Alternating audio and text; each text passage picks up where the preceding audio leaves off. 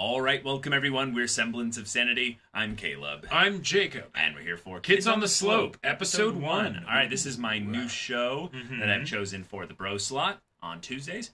Katsuo was a really fun time. It was but, indeed. I feel like it's time to go back to, you know, something a little bit more, you know, like high school drama kind of base and stuff like that. And this one has music, right? This one has a jazz based kind of storyline of sorts. And also it's directed by Watanabe, which means it's going to be pretty good. It's also animated by Studio Mappa, so that's another really awesome thing here. But yeah, in general, this is one of those shows that I've heard about for long time. Never, actually like even seen a clip of this show. But I'm really excited to get into it because it looks like one of those shows that has that very like specific following that love it, that love it, and yet it's not popular. Like it's not popular at all. Yeah, I'm really glad you picked this because it's like when you were like, I want to do Kids on the Slope, I was like, what's that? Like I had never really heard of it because it's not that popular, right? So it wouldn't even have been on my radar of like something that I knew I wanted to watch. So the fact that you picked it, that was great. But I'm excited to get into this because, like, jazz? Okay. Yeah. And then, just in general, a one-core short drama. Awesome. I want that. That means it's going to be good characters, good pacing, just overall, just really exciting stuff. So, y'all, without further ado, let's get into it. 朝から照りつけるこの日差しも何も考えてないこの生徒たちも今日から毎日わざわざこの急な坂道を登らないといけないこともその全てに吐き気がする。Moaning. Okay. 横須賀から転入してきた西見薫くんです。Okay, so transfer student. Okay. 前の学校じゃ成績トップやったそうだ。こういうのには慣れっこだ。Oh, used to this. Okay. Yeah. 遠慮のない視線。Okay. 聞き慣れない九州弁。今までで一番派手なお出迎えだ。Wow. And then, meanwhile... Yep, we have the Chaos Child here. 部活はもう決めとる？無線なんて興味ない？見てみや、丸おば。メガネでちびでガリ弁隊。似たもん同士やっか。ああいう幼稚な連中は群れなきゃ何もできやしない。Wow, yeah. そのものには興味ないんだ。西見くん。あと無線にもね。Yeah. Shot down. Saw that coming. 西見くん、一つだけ。僕の後ろの席の男。こいつにだけは逆らわない方がいいよ。Is that the guy coming up with the drumsticks? He can't deal with his jazz. Hawabuchi, okay. つけられたら終わりだよ。西見さん。What? 西見さん。クラス委員の向井律子です。この昼休みの間に西見さんを校舎案内するよう仰せつかりました。よろしくお願いします。吐き気止まった。Oh. Yep, just tosses them onto the stairs, yeah. Ow! Ow! Wow. Yeah, 小学校の時から転校を繰り返してきた。Shit! ふとしたきっかけで心のバランスが取れなくなり、ちょっとしたストレスで吐く癖がついてしまった。でもある時、俺は学校の中に自分を取り戻せる場所を見つけたんだ。Wait, what?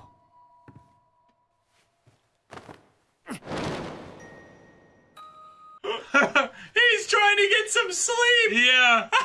I love it!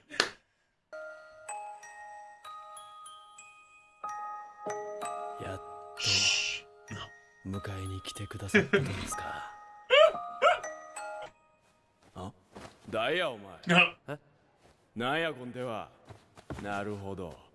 お前が鍵泥棒っちゅうわけか。Oh my god, this voice actor. お前がセンタロや。お目当ては恋か。泥棒はお前らやったとか。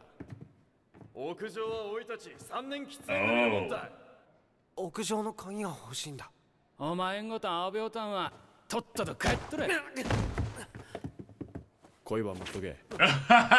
He's like, give me a sec. Yeah. Oh shit! Wait, where's he going? Wait. Following after them. Whoa! This animation! Yeah. Whoa! I love that he's not like secretly like a super badass or whatever. Like he's scrappy, you know? Yeah. Lying down again. しっかりしろよ、おい。大体無謀だよ。3年生3人を相手なんて。Yeah. こいつが欲しかったっちゃろ。おい。あいはだいや。もう喧嘩ばっかりする子には教えてやらんもん。 Wait, are they boyfriend girlfriend? すまん、頼みがある。あ10万は無理だが、今だけ鍵を借りることはできないか。待って今。Nice. おい、外雨やっか。Oh. 傘をさせば問題ないだろ。面白そうやっか。Wow. Casually keeping up with the super Big big ass guy. strides. Yeah. He's like, so what? Why are you here? Like, Right. What's?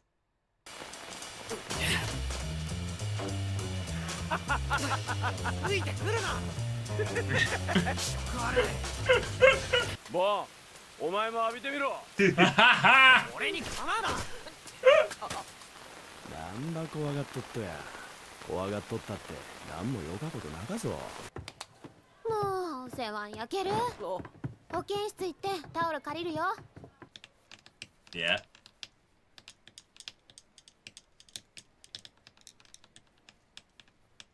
これはジャズ。なんやお前、わかっとか。まあ一応ピアノ弾くからさ。あれ、養護の先生は留守みたいだけど。西見さんってメガネかけとったから気づかんかったけど、綺麗か顔しとるとね。何何するんだ。ただの人間ドライヤーや。また怖がりよって。不思議だ。これだけ見られてるのにまともに呼吸ができる。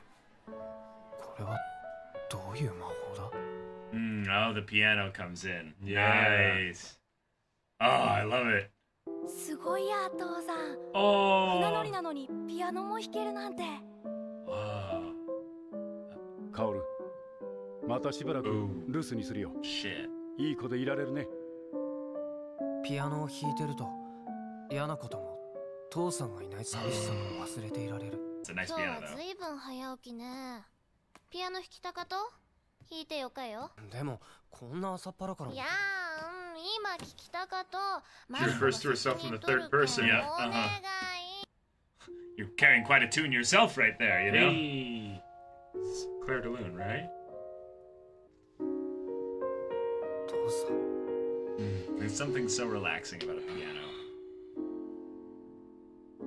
ちょっと何してるの。すいません、おばさん。マリコちゃんが。ほらね。だからやめとけ。 What a bitch! 人のせいにするなんて、やっぱり男親一人じゃ難しいのね。まあ、どっちかといえば。Oh, no, you do not talk about his mother. No. Wow. 今日仙太郎婚やったね。もしかして仙太郎の乱剣寂しかった？ごめん、今の質問理解できない。いっそこのままサボり続けてくれるとありがたいよ。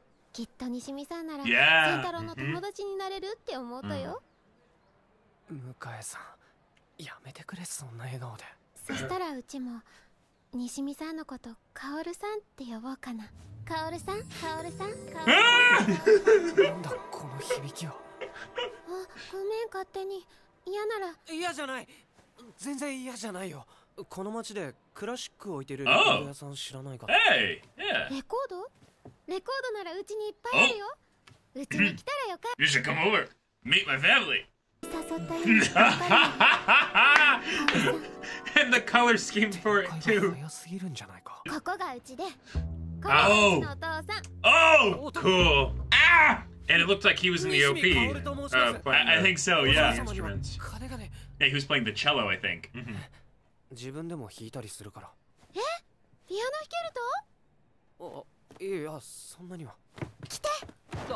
Ah! リスコ、そこは部外者立ち入り禁止ぞ。Oh shit. カオルさんはうちとセンタロウの大事な友達よ。いや、俺 Oh, calling him Sen. さあどうぞ。Oh, is this like the studio? Yeah, I'll bet you anything that Centuro, he plays down here just to get, you know, like just to get that space, you know? お前なんでここにおったや。君こそなんで。Oh, is it soundproofed too? Probably. Yeah. カオルさんがピアノ弾けるとって。どうせお坊ちゃんのおすましクラシックやろ。おいにはジャズだけが音楽ばい。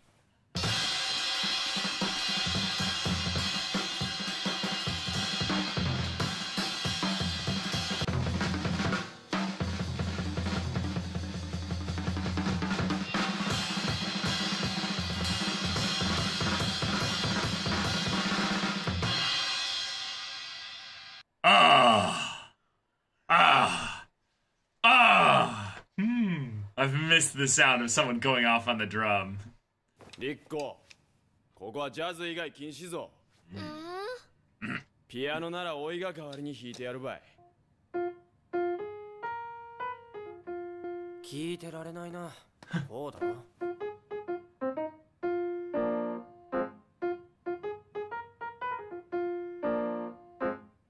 Yeah, he's implementing the chords and everything.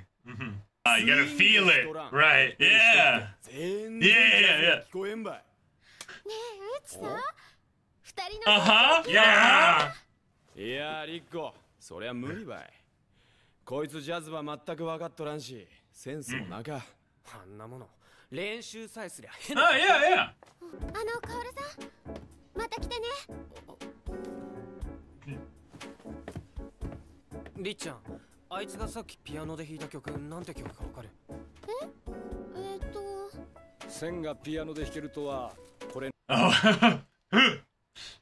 He knows. あいつ全然違うとばこうで言ったな。Maybe he was here to make a friend. Yeah, maybe. And I now want he's to made see him. 3 potentially. I want to see him play jazz on the piano at the place where he's staying. Huh? Wait. He was jazzing along to it. そう、普通だよ。Yes, yes.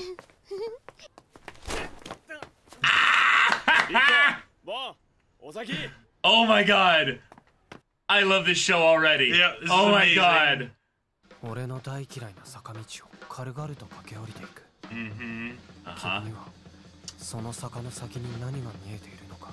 Chase after him and find out. Yeah. 俺が見たことのない景色なのか。Yeah, this is how you end an episode. Yep. Ah, fantastic stuff. Love it. Oh, that was a good first episode. Such a good first episode. Such a good episode. I love it. Like, like one of the things that I just love so much about like one core series that are like not like we only have one core so far, but like it's, right. it's done, you know, is that the pacing is so clean. quick, like so clean. And I guess more specifically when it's like anime original, right? Or because then you know it's not working from source material where pacing can be very different, but like because you don't have time to mess around, right? So it's like let's introduce the characters, let's see what their connections are with each other, establish them very quickly, and just I don't know if this is anime original though or not. Gotcha. Yeah, so I don't know where you thought that was the case, but probably just from Watanabe's stuff. Usually is anime original. You know, Bebop, Dandy, that kind of stuff. I believe Samurai Champloo, but yeah, good point. Don't necessarily know that, but good pick. Like really, I really love the way they're setting up the characters here. Clearly, Mukai is probably the simplest one at the moment. That's because they're very, very obviously setting up a brotherhood of sorts with Centuro or Kawabuchi and Kaoru. Yep. Really excited about that because they are very much polar opposites in a lot of what I would say is the outer shell, like the kind of things that makes it so that the rest of the people at the school don't connect with them easily. But in terms of the way that they're similar, they both share a passion for music. Right.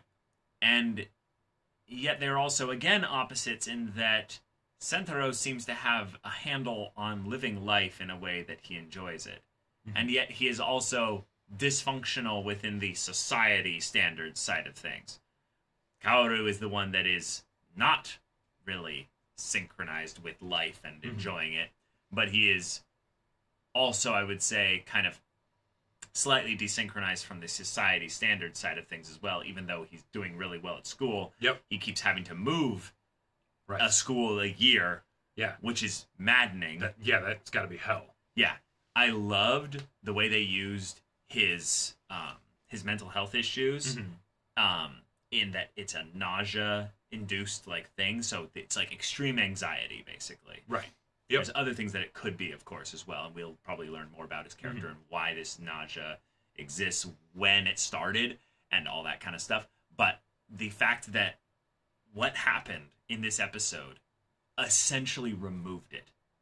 Like, it's gone. Right. Yep. It might come back. In fact, I'm almost certain it will come back eventually. But for now, it's done. And I love that the thing that made it go away originally was not actually jazz music itself. It was the heart that Centuro basically had. Like, yes, there was the whole idea of the rain, and the rain felt so good, right? But, you know, he never would have experienced that if not for this, you know, rambunctious, you know, hound dog, you know, hound dog just that's going just after like, him. Hey, let's actually have some fun with this, right? Yeah. And okay, cool. And now, you know, he's started to warm up to the idea that, you know, maybe jazz isn't so bad, you know? And maybe I can make a friend here. Right. I really liked the way we started off the episode in showing the sound, the ambience kind of drowning out all opportunity for interacting with people. It almost felt like he was in a world of sound that isolated him like so entirely that he could not do anything but hate his environment. Sure. Because it was literally an oppressive force. And then as he goes up to I think it's the roof, or as he's going to the school and stuff, there would every once in a while be these little breaks as we'd hear the from Centuro banging his little sticks, you know, in the form of drumsticks. And it was like, oh, cool. The sound, the rhythm that this guy brings is going to crash through this guy's world and completely sweep him away in the music of it. I'm so excited. Like the tale of the, you know, the person who is going through basically and some kind of emotional turbulence, right? Until that person comes along that, you know, banishes the darkness, right? Like it's kind of a love story. Yeah, it's a classic story, and most of the time it is a love story, right? Yeah. And I would say that it still is here. You know, it's just it absolutely is. Yeah. Question of exactly, you know, what that means, right? But, right. But of course, I love it. Like there's something. Like I feel like I've both seen this story before, and also it's completely fresh to me, right? Like and maybe in a similar way to like with the music. Right, it's the no, you're playing all the notes, but where's the heart to it, right? Where's the where's the soul of the music, right? Yeah, that's not plenty real jazz. of anime could have these story beats, pun intended, and they could even do them maybe quite well, right? But the way in which there will be no story that's this, right, is because the heart of this is unique, right? That cannot be replicated or replaced, right? And I'm really excited for them to explore that because we already have two fathers. We have two brothers of sorts. We have two unique younger female figures in the story. I think that they are, for the most part, kind of playing second fiddle. I'm sorry, I will keep making these puns of course. For a while. Yeah. Even though you can definitely tell that Kaoru is having a crush of sorts on Mukai. That's really cute and all, but bro, you're going to be like the real romance. The real romance is going to be you and Centuro in not even the literal sense, in that the music you will make together will change both of your lives. Because I think this is one of those stories where it's very ignorant of us to assume that Kaoru is the one with all the problems. Right, and that's usually where these stories actually, in my mind, go wrong. Is that it'll be something where, you know, at its worst, it's the manic pixie dream girl that comes along and is perfect and all of that stuff, and basically exists just to help the other person with their issues, right? Yeah, but also, it's not even that Centuro's problems are going to be based around the idea of his delinquency. That's an effect, not a cause. Symptom, yeah, symptom. So I am excited to learn more about him, because what I see immediately here, that's really, really obviously set up in a very cool way, is the role of Mukai's father in providing a space for Centuro to play his drums during work hours. Sure. So obviously this basement is soundproof, because Jacob and I have plenty of experience with a brother that played drums.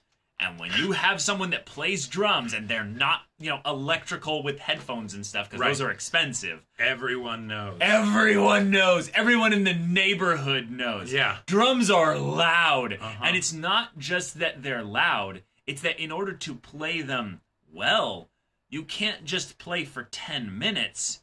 You have to practice it like an instrument. You gotta play like an hour or 3 every day. Like, and in this situation, it is absolutely Centuro's passion. So naturally, he's gonna play every chance he can get. Yeah. And hey, here's a way that he can do that. The fact that he was down there could be just serendipitous, you know, encounter. Sure. Oh, you know, he comes here a fair amount of the time. Or when he skips school specifically, he's here. Sure, right. But yeah, there's also the idea of it could just be that he is almost always here, so naturally he'd be there when they go down. And you know, remember, there was another little bit of exposition in that he is the childhood friend of Mukai, which means this delinquent, who, typically speaking, in these types of stories, has some kind of a family issue. Yep.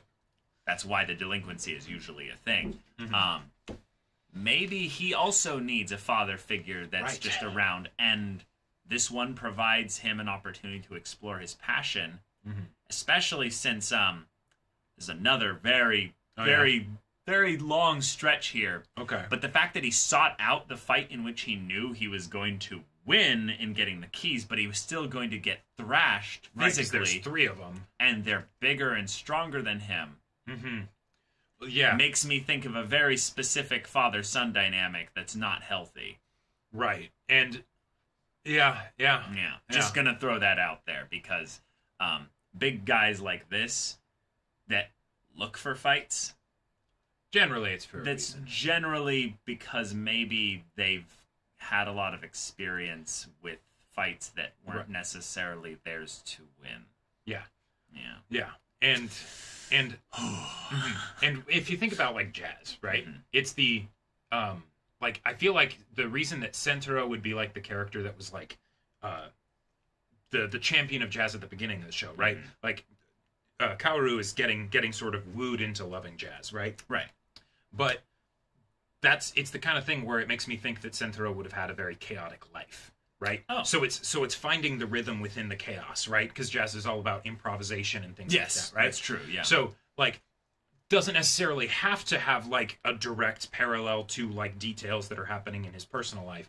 But there could be something. But it totally could be, and it doesn't just have to be, like, a meta story decision. It could be the thing that made him realize, you know what, there's something about this musical style that really resonates with me.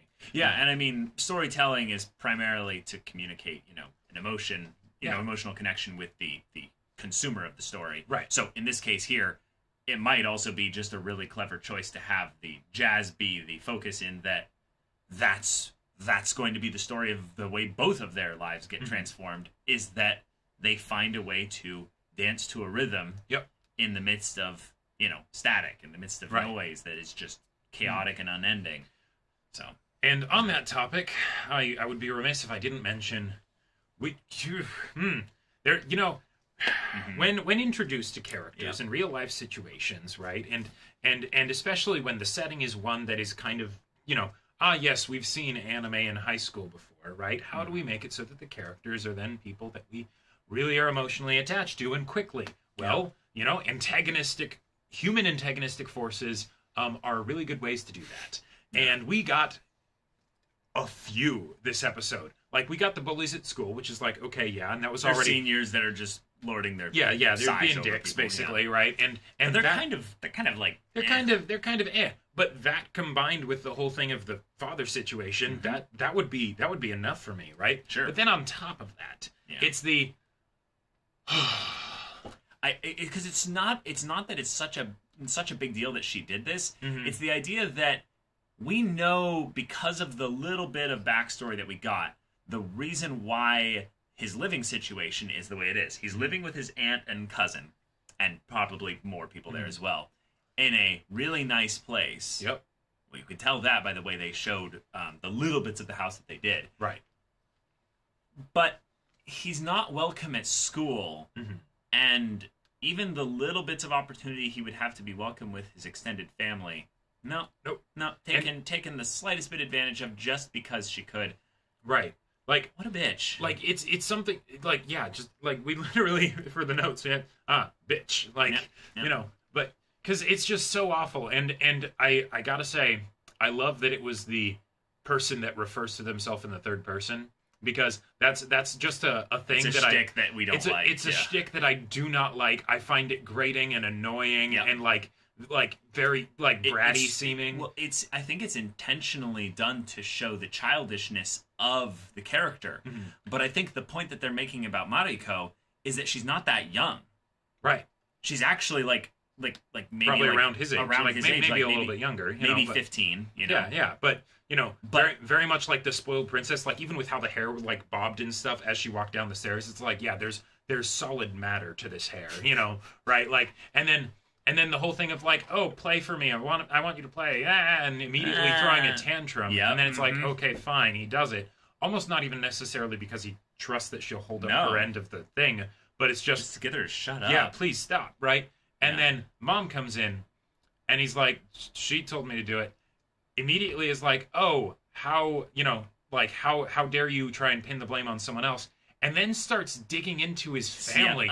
Jesus. Like, I understand that a father not being around makes it tough to raise you, but the real blame should go to your mother for abandoning you. And it's like that wasn't just one instance of bitchery, right? It's like, good God, no now wonder we know your why daughter turned out that way. is the way she is, right, exactly. Like, because I understand the whole thing of like the parents that are biased that trust their children more than like other children. It's like, okay, than reality. I don't like it, right? But you know, but it's the thing of the. That's not uncommon. That's not uncommon. That's super common, and one instance of that doesn't necessarily denote a pattern. Doesn't necessarily denote a pattern, right? That's true. It could just be like an honest, simple mistake, right? Yep. But then it was doubled down on that immediately after, like, what happened with, oh yeah, your father, you know, oh yeah, he just can't, you know, raise you properly, but I guess that's to be expected, right? You know, it's like, what the fuck? And then on top of that, it's the real issue is with your mom. It's like, okay, do you want to keep going? Like, I'm just getting images of like the keyboard thing, you know, just slamming down on parts on fingers, on fingers or other things, you know, like. Yeah, I know that whole scene was just so.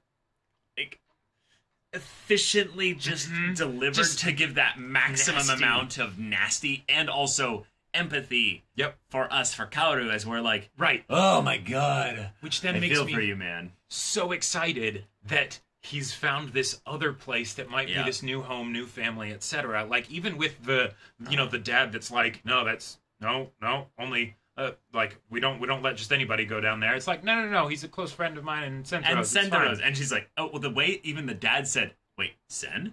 Yeah, right. Like, the dad's like, oh, I care about him. And he's like, oh, not really. Yeah, let's go. Yeah. Like that. It was like the perfect, like, negative positive, like balm to the injury, you know, like like where it's something where I am looking forward to seeing the comeuppance with this bitch family, right? But then also, it doesn't need to come right away, because right now we have something that is good and we'll be able to hold on until then, you know. But when that comeuppance happens, when he just starts being like, oh, you didn't like me playing Claire de Lune early in the morning just because whatever, fine. I'm gonna play something a bit rowdier, you know? Like, let's see how you like that. Like, I just, oh man, row, fight the power. Like, let's go. I'm really in love with these characters already. I would like a little bit more from Mukai because I feel like she's kind of doing her trope, I would say, a little bit more specific at the moment here. However, if she just ends up really liking him like rather quickly, that would also be a fun twist on these things, because I really don't want it to be a love triangle or any kind of stuff like that. I really would like would like it to be either no romance, just a really just simple little bit of, you know, crushing and stuff, or they just, you know, just completely just form this like trio of like, we're fast friends. Yeah, you know? I am absolutely all for that. I can think of one love triangle though that I would be up for seeing. Oh yeah, if it actually ends up being something of a romance between Kaoru and Centuro, and then and then Mukai also has a crush on Kaoru, and then, like, I don't know, just everyone has a crush on Kaoru. This was the harem we never knew that it was always going to be. Or yeah, I don't know. And then the kid that gets bullied, you know, as well. He's like, Nishimi, you know, Nishimi-senpai, you know. Anyways, I love this show. Like, I've only seen the one episode, but it grabbed you really well. And then also the animation was so good. Was godlike at the moments when they did the fight, when they did the drums especially. Like the subtle little moments that were really good. Yeah, like one of the things in anime that is, anytime music is introduced, right? That is, it's something that I love to see, but I understand why it's very rare that we see it in anime, is when we see the accurate movements to the music that is being done, right? That was one of the things that absolutely blew me away about Your Lie in April, with like the crazy piano pieces of having the fingers go to the keys and all that stuff, right? Because a lot of times you can very easily just be like, oh, put the camera behind the piano, and then you don't see the hands, but you hear the playing, right? Much easier to animate, right? Much easier.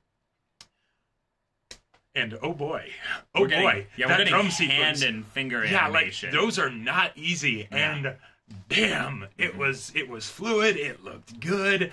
And this was the first episode, so there might be some like first episode come out swinging, but at the same time, there is no like big narrative build up to this, you know, drum sequence here. No, so we could have something even crazier.